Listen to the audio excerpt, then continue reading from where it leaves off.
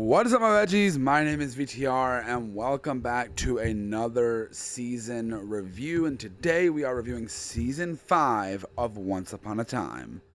Now, going into season 5, this was actually one of the seasons I was looking forward to rewatching the most, because one of the main things I remembered from the show, like one of the things was the Frozen thing, which we already went through with season 2. Obviously, the curse.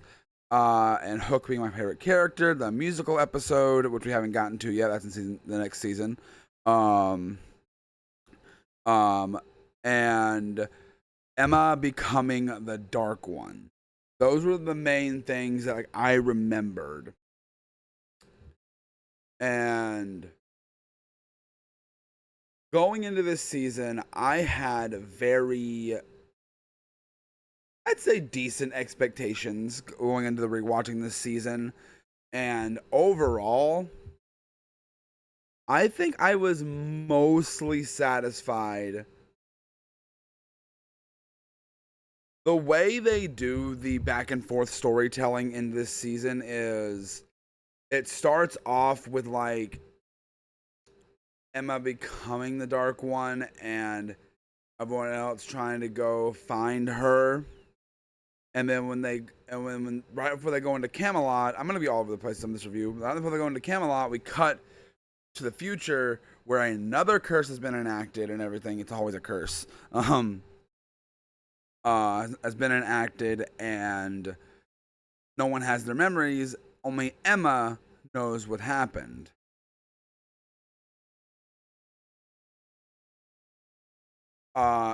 And throughout the first half of the season, we're cutting back and forth between that, what happened back in Camelot, and what's going on currently in Storybrooke. And overall, I think the season, the first half. I'm gonna talk about the first half of the season first. I think it starts off strong, but then the more and more it goes, it's just more meh, I'd say, as we keep going. And that's fine. I'd say that's fine that it's not some groundbreaking thing and everything.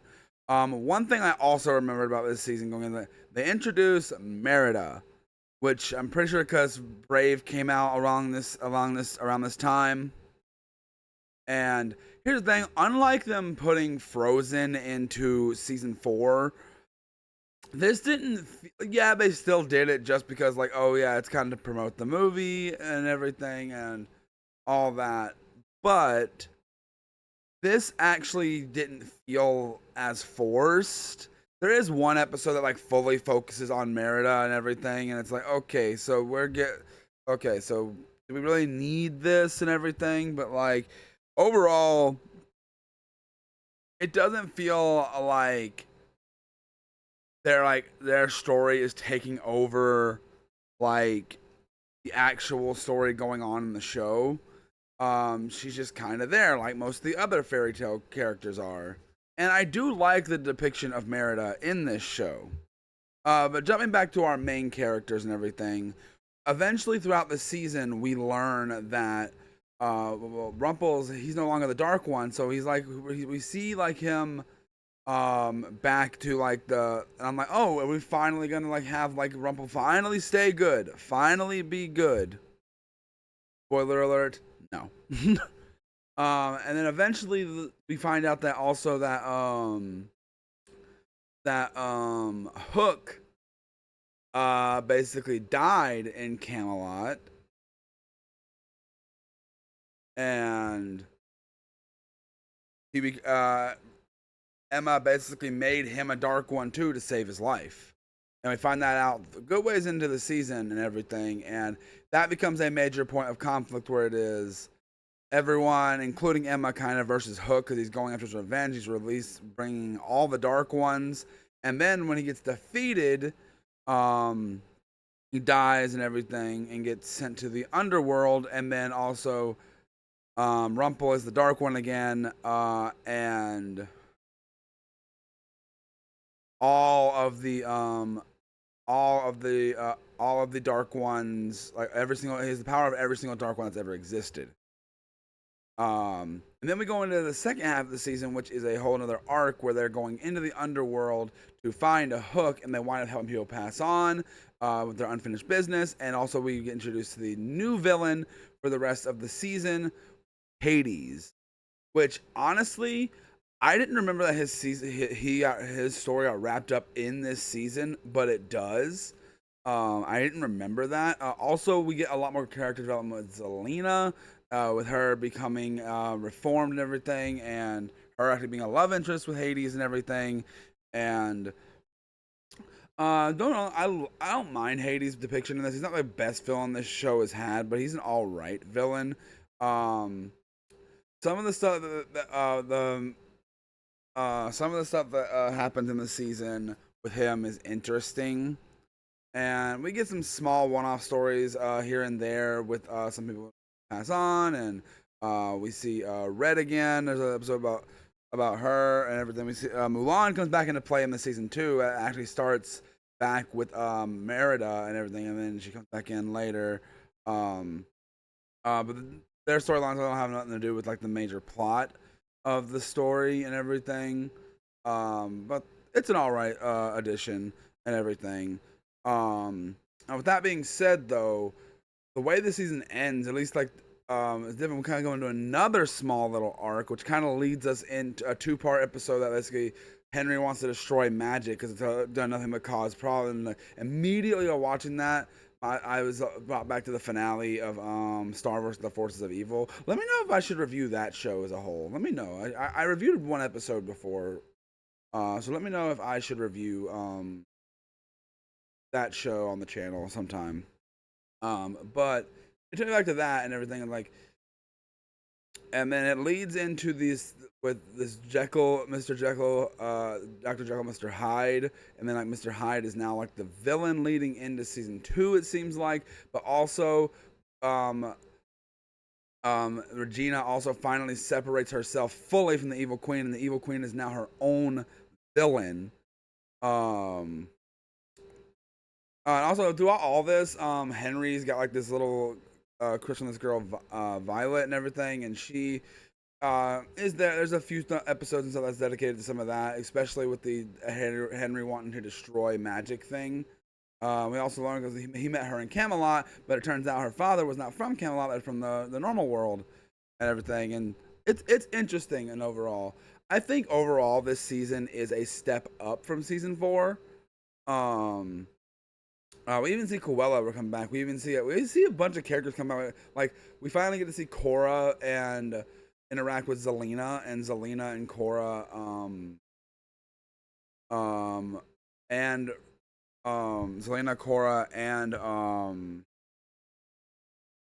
Zelina, Cora, and Regina all reconcile, and then Vaughn and all that. Not Zelina. Cora gets to move on and everything. I notice I don't talk a lot about the flashback stuff when I review these because the flashback stuff is like give us like more context.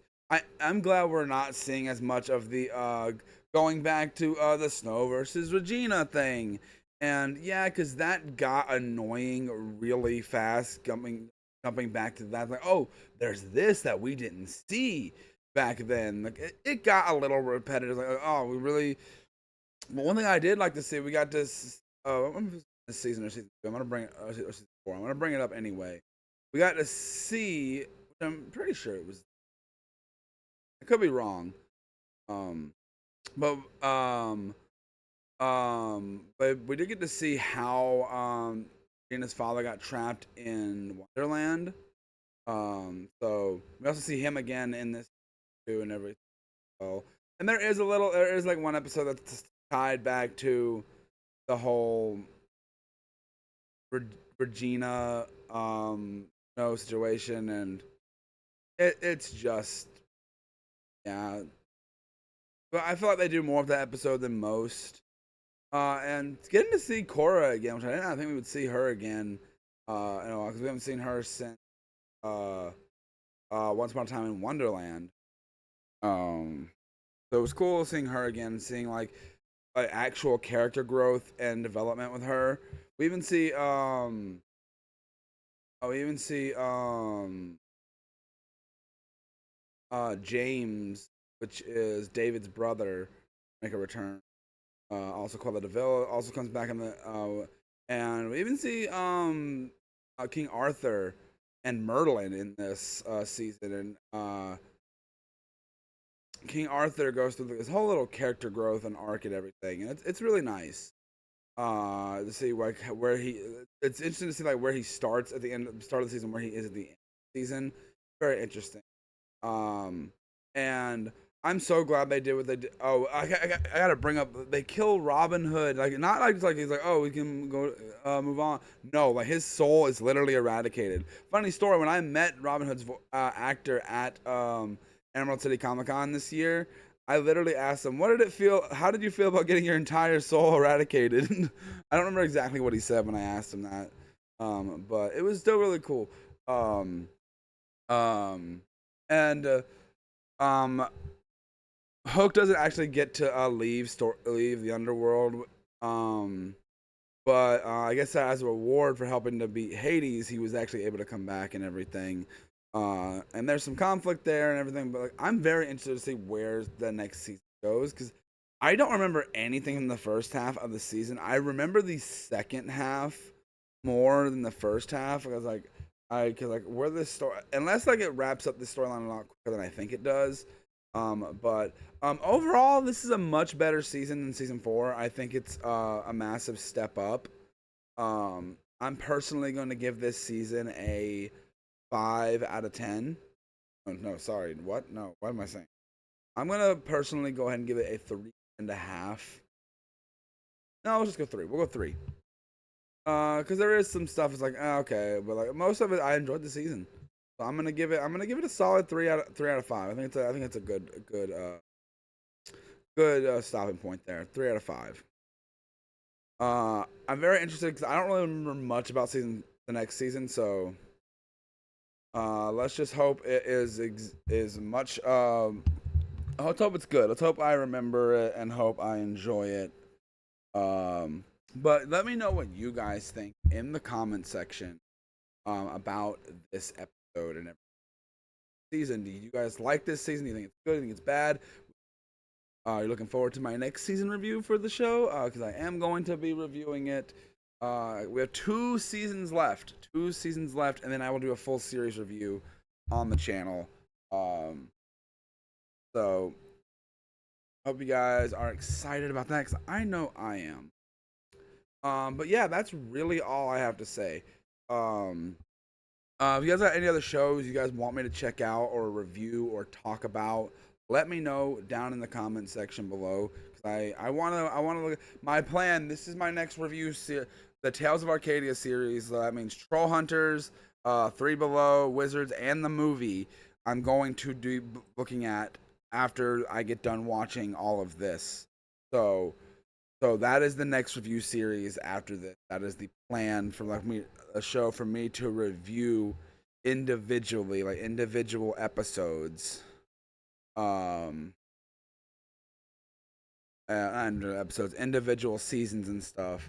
So keep an eye out for that. But yeah, I talk too much about like what I'm doing in a future review and stuff and all that. So hope you guys enjoyed this review. Like I said, and I will see you guys. I will have the next season review of Once More Time once I finish the season, and I will see all of you guys in the next video. Bye.